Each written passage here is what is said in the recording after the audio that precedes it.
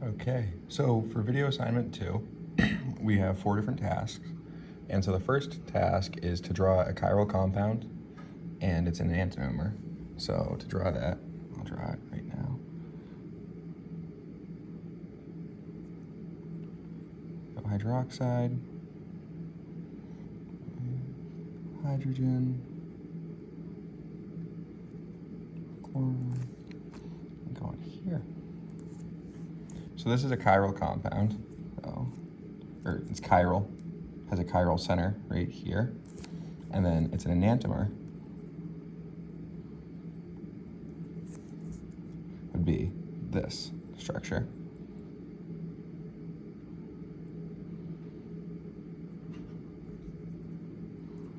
And that's a chloride, and then down here, hydrogen, and then across like that. So,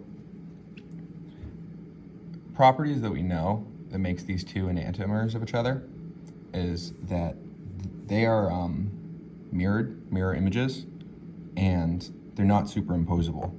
Because if you took this and you flipped it so that it overlay, this chloride would be facing the other way, and so therefore they wouldn't be superimposable, so they're non-superimposable. So the second task is to draw compounds that are diastereomers of each other. And so for this, they're going to be similar.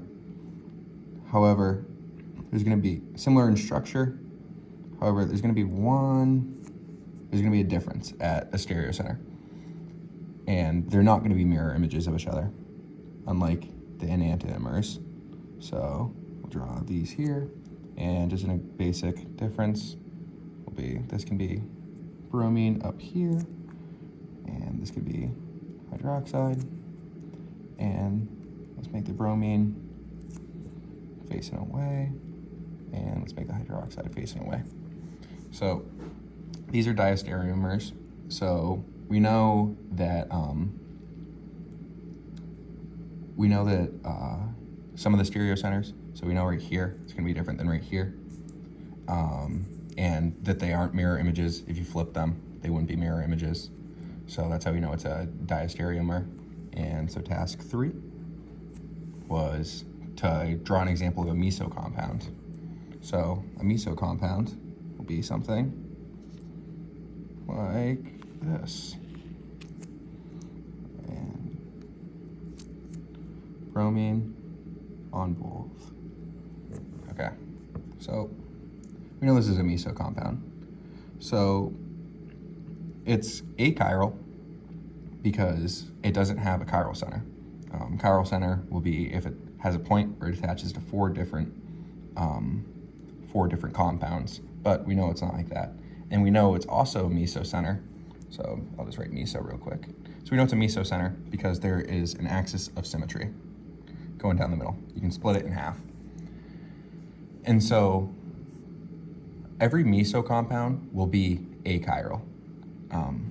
They will all be achiral because if they were to have four different bond attachments, then we know that it wouldn't be able to be split down the middle, wouldn't be able to have an axis of symmetry. However, every achiral compound isn't necessarily a meso compound because they have to have this axis of symmetry where they can be evenly split. Okay, and then the fourth task was to convert this drawing here and show if it's an R or an S configuration at its chiral center. So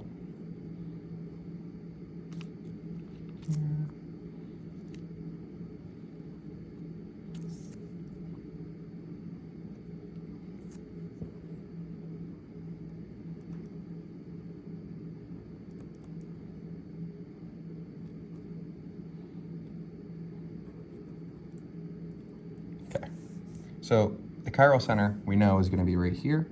So I'll just put a little square.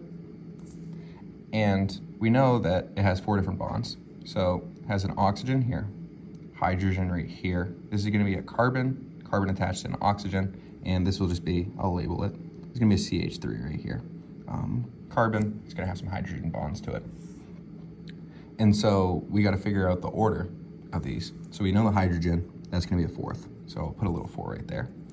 And then we know oxygen is going to be the first, because if you look at a periodic table of elements, you see oxygen is like the most electronegative. It's further down than the carbons. So then we'll go here, 2, and 3. And so this shows that we're going to be going in a counterclockwise rotation. So it'll be counterclockwise, which means that it's going to be an S configuration.